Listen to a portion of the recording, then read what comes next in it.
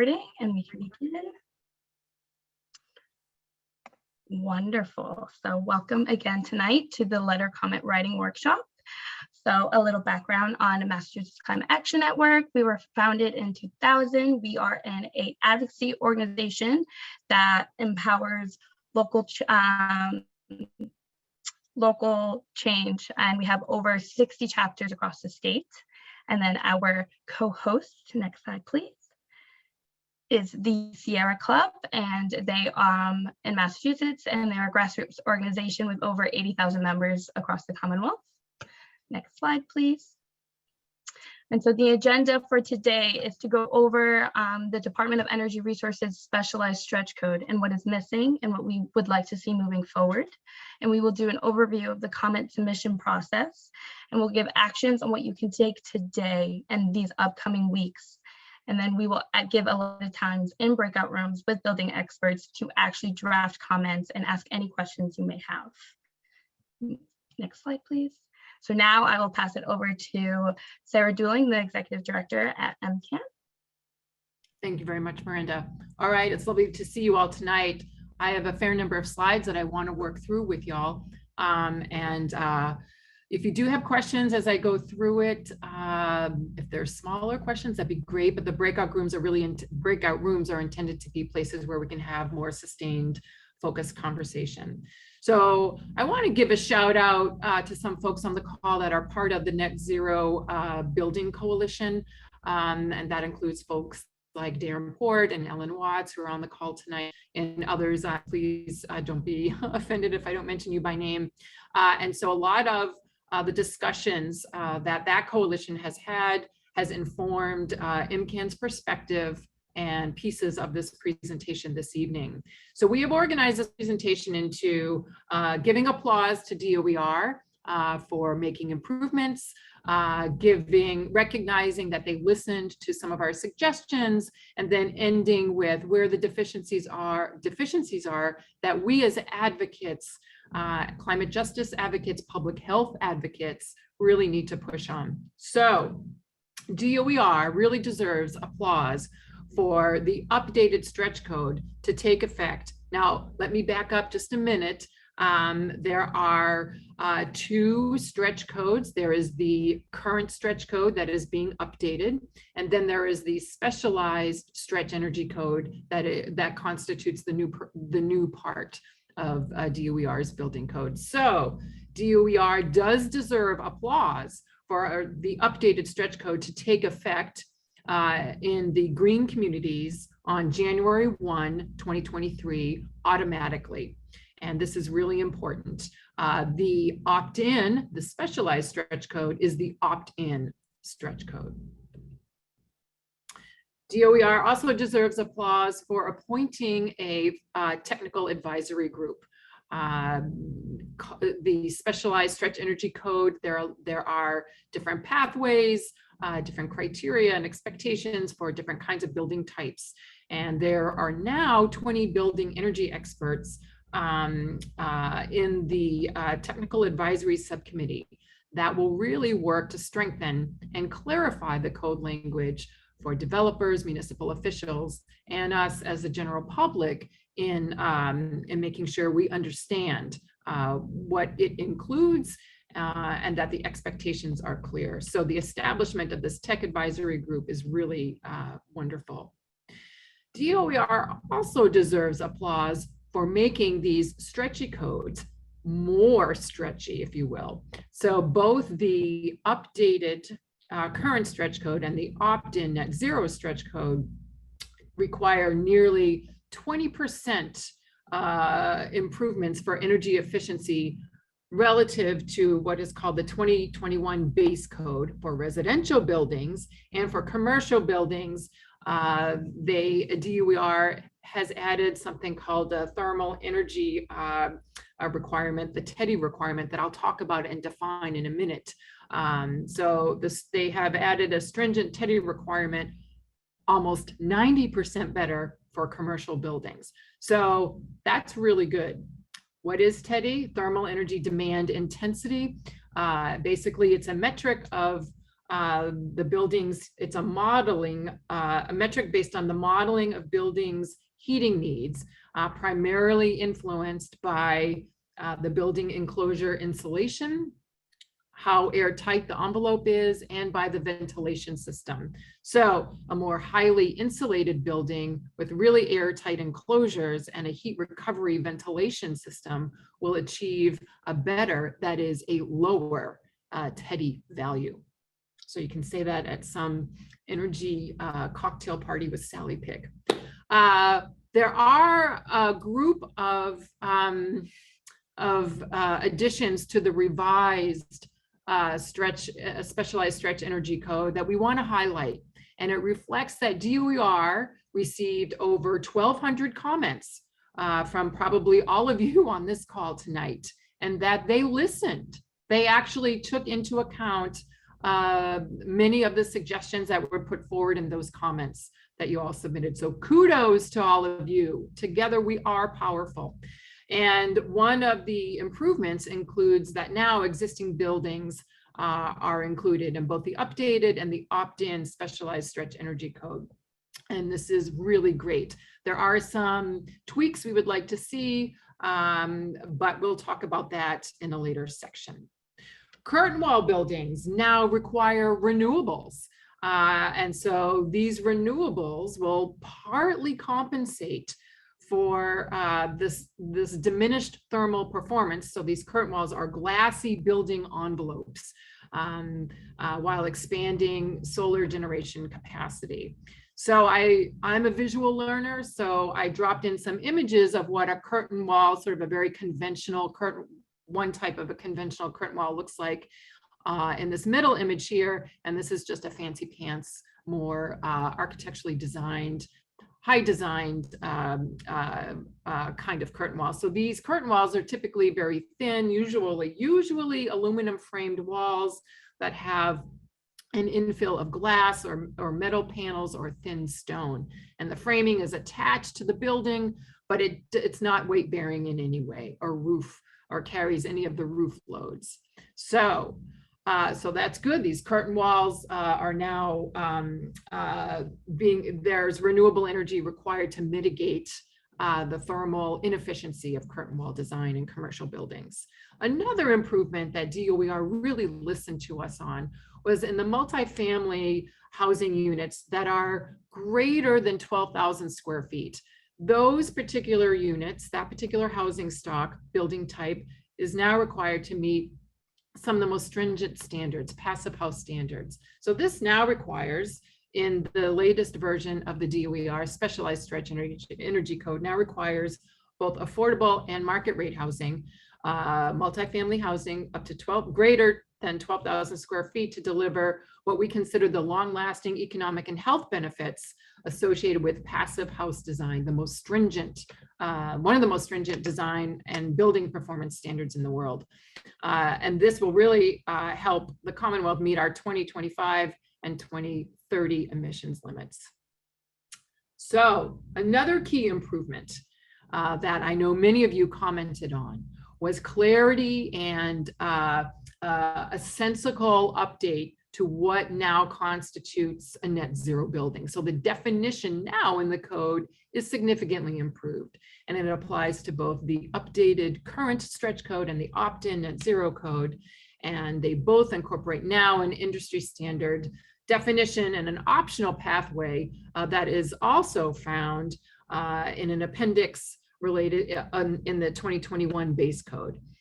This is also known as the zero code that has been advanced by AIA 2030 and endorsed by the national organization AIA, the American Institute of Architecture.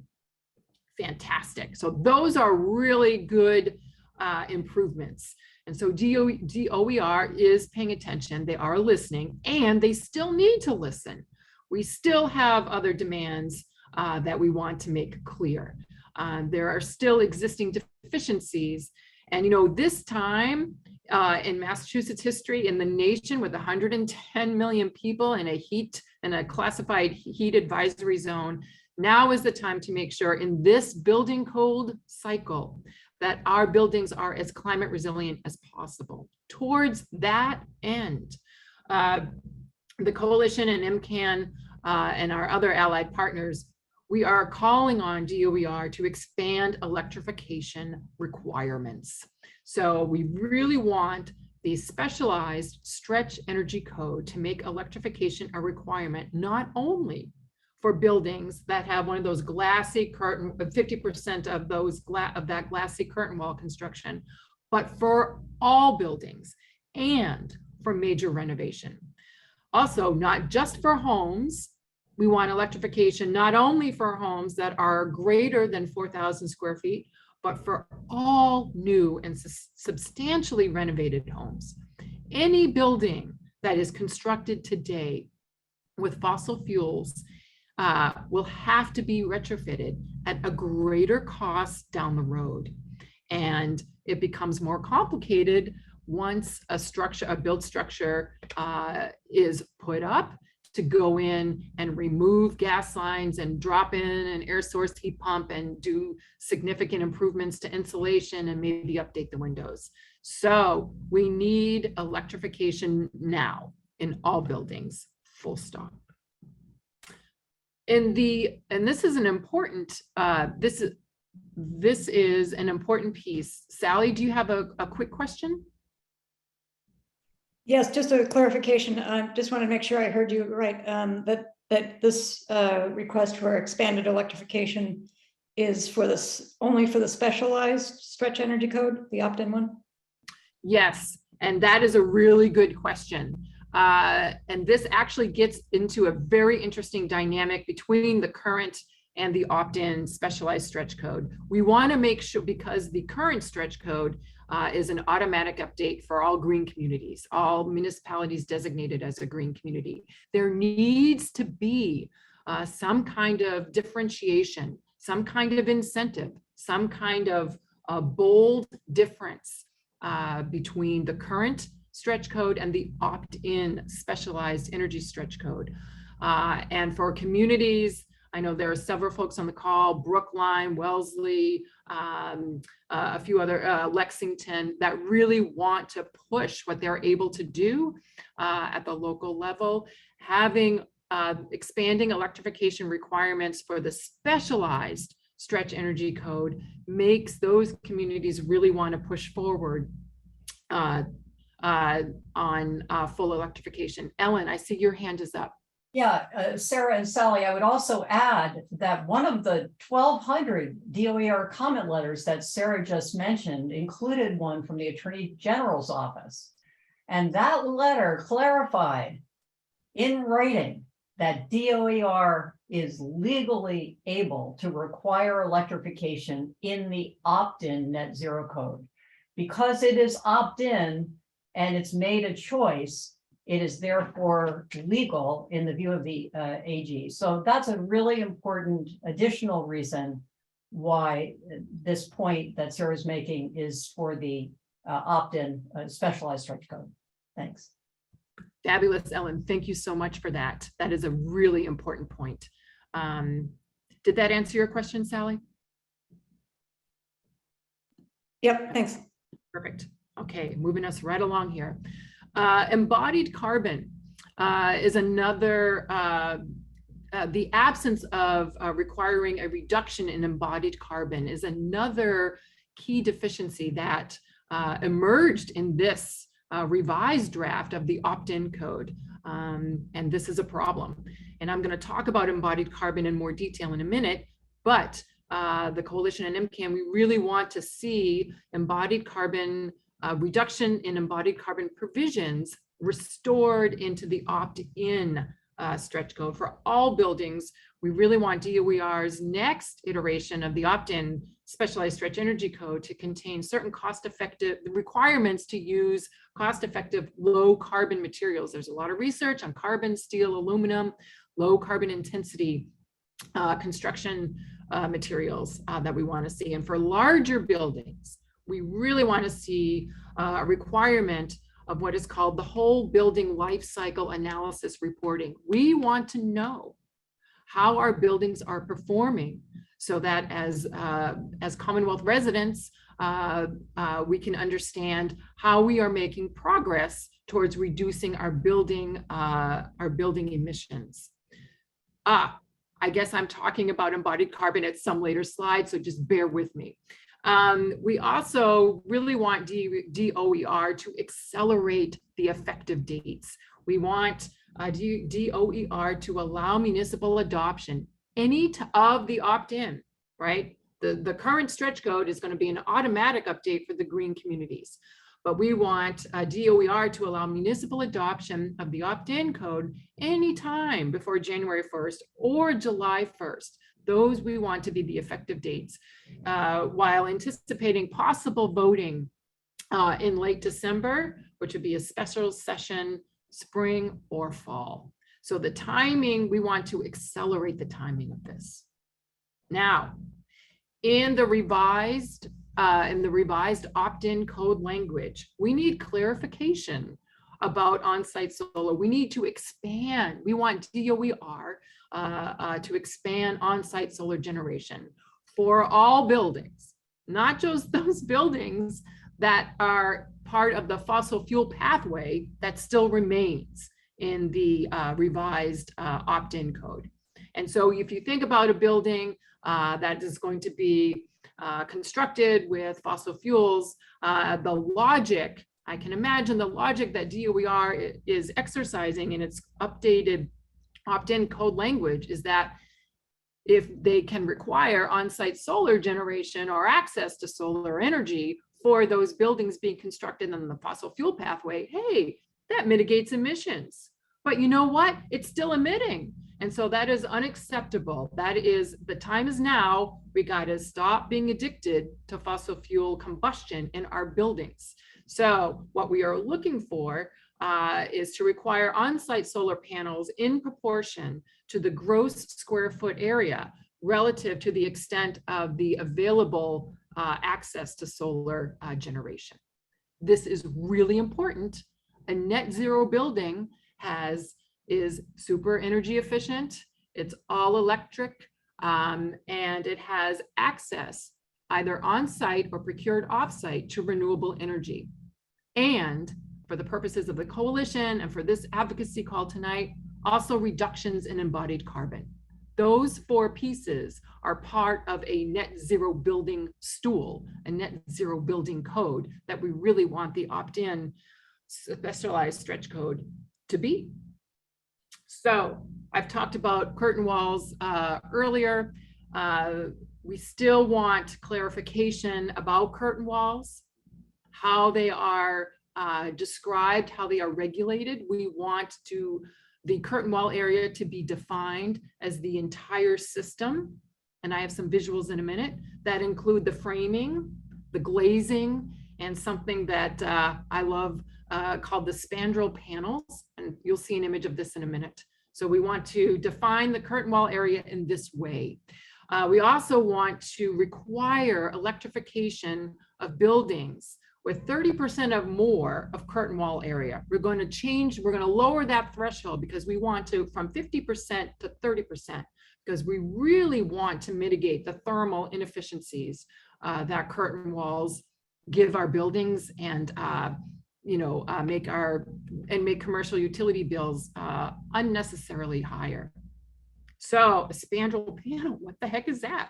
So these are known as infill panels or insulated aluminum composite panels. Don't be freaked out about the terminology. Don't get nervous here, but this is just a cross section of, we have a glazing part of an exterior wall here. Then we have a glazing down at the bottom, but in between there is inserted this section that typically takes the place of glass. So you've got glass up here. Oops, excuse me. We have glass down here, and in between there is some insulation. And this part of the curtain wall is called a spandrel panel. So you have another new word for the evening. So again, we want to know how our building sector is going to meet the 2030 limits. How are we going to get there? And the Office of Energy and Environmental Affairs recently finalized legal mandates for 2025 and 2030 emission limits. And so we really want DOER to model progress towards the 2025 and the 2030 goals, looking at various growth and opt-in, assumptions. Modeling, this is called scenario modeling. It's very commonly done in construction, in design, both landscape design and architecture. So this is not a new ask in the sense that this is a typical practice. And we want a data-driven approach to being able to evaluate how our buildings perform over time to a true net zero standard. This is really important. Related to that, there is another deficiency that we want DOER to address, and that is to correct previous cost studies and to revise them to reflect the price of gas and electricity, which is significantly higher, as Sally was sort of alluding to, kilowatt prices. But you know, the AG's office released a report, when was that, 2 or 3 weeks ago, cautioning Massachusetts residents preparing for a 30% increase in winter oil prices. So the cost of gas and electricity is going to be significantly higher due to a lot of different reasons, specifically the Russian invasion of Ukraine, and the global economy is now trying to figure out how to deal with this disruption in the energy market. So in addition to that, we want DOER to also, in their cost studies and their life cycle assessments, add the significant cost premiums that are associated with retrofitting buildings that require removing fossil fuel infrastructure. So again, a data-driven approach that increases transparency and accountability and learn as you go. The critical pragmatist tradition that is so prevalent in the United States. Now, I got a question from Adele. And so Adele, this slide is for you. There's a lot of, in the formal code language, the different pathways and the different categories of building types: residential low-rise, small multifamily, larger multifamily. They all are assigned what is called a different HERS rating, a home energy rating system. And the rating system itself, you can see, is here in the middle. It was developed by a group called ResNet, and it is a nationally recognized system for inspecting and calculating the energy performance of a home. And there are certified HERS raters. They go in and they conduct inspections to verify a home's energy performance. And through this auditing process, they can determine where improvements can be made. Now, this scale goes from about 150, super inefficient, uses a ton of energy, all the way down to a HERS rating of 0. This is for you, Adele. This means a HERS rating of 0 means that this home produces as much energy through renewables, including solar panels, as it consumes. So,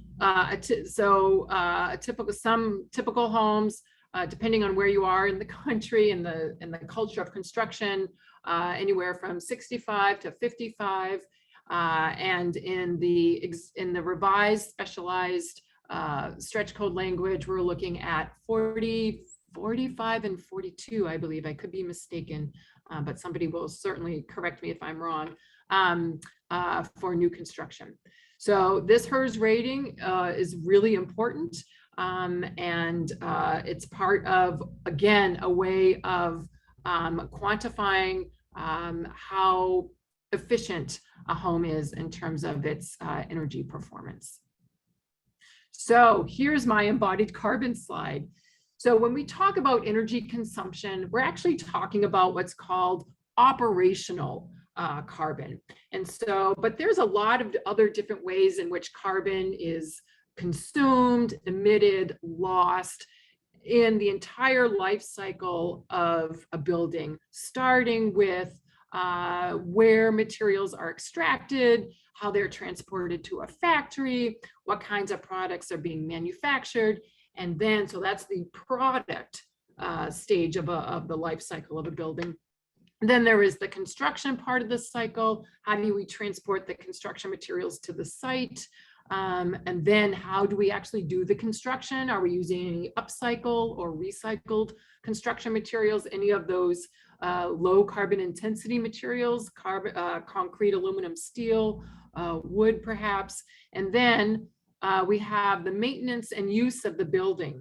And that again is where we have both the operational side in terms of energy use and water use, but we also have maintenance, we have repairs, are we again replacing low carbon materials with even lower carbon intensity materials. And we also have refurbishments happening. So this is the maintenance and use portion of the life cycle of a building. And then buildings have an end of life. And embodied carbon is part of the end of life cycle. How are the buildings demolished? Where is the waste disposed of? How far away? How much upcycling and recycling and recovery of the demolished building can be maximized? And where is it being disposed? And then beyond the life cycle, that's where we can take some of those materials at the end of a building's life cycle and think about reuse and recovery. So this is from the New Buildings Institute, this particular graphic. And if you don't know that organization, I really encourage you to check them out. They have a lot of great resources on embodied carbon. This is another cross-section of construction materials, just to give you a sense that every kind of building material, building construction material contributes in different ways to carbon emissions. And so it's really important that when we talk about reducing embodied carbon, we're actually talking about, for example, here, spray foam insulation. Is there another alternative? Because this contributes about, in this particular scenario, contributes about 18% emissions. The biggest culprit in this particular graphic, which is this is a graphic of an aluminum composite panel, is the aluminum composite front piece, which is contributing in this scenario up to 41%. And so having a better idea of the source, the type of construction materials, and doing whole life cycle building analysis will allow DOER, will allow developers and us as advocates to understand exactly where emissions are coming from and where emissions are being saved in our building construction. So what is whole life cycle building assessment, LCA? And it's a tool, it's used by architects and other building professionals and building scientists to understand the energy use and these other environmental impacts associated with all of the life cycle phases of the building. Again, from raw material procurement to manufacturing, construction, operation, and decommissioning. So again, we go here from production, construction, operation, end of life, and then reuse and recovery. So it is really thinking about buildings in this more of an ecosystem-wide holistic approach. And the building code is the place where we can capture this requirement for DOER to conduct LCAs. Okay, now that was a lot of information that I went through. So thank you for being patient. And I am going to pass the microphone back to Miranda to go through advocacy opportunities and a review of the DOER submission process for comments. So with that, Miranda, I yield you the floor. Perfect. Thank you so much, Sarah. So now I will do an overview of the comment submission process. So in the upcoming weeks, DOER will hold 3 hearing sessions. And this is where you will be able to read your comments aloud to DOER, and you will be allowed 3 minutes, and there will be no live Q&A session. So we really, really encourage you to submit your written comments before and to use MCAN's toolkit, which I shared in the chat, to help draft your comments. And Sarah, next slide. So we really suggest for you to submit your comments today. And the way you do that is through either email at the stretchcode@mass.gov with the subject line building code comments, or you can submit via mail to Ian Finlinson at the Department of Energy Resources.